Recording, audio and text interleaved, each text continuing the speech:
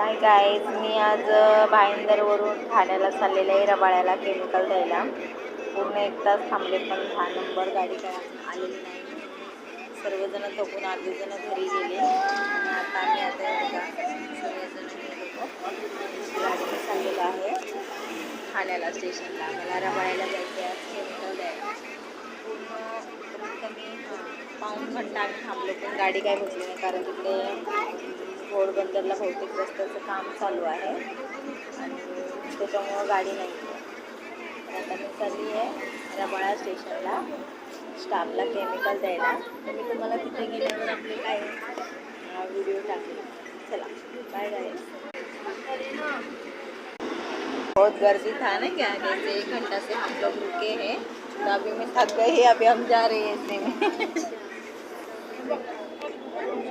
ऊन एवढं आहे की बापरे, उन्हात कोणी थांबू शकतो.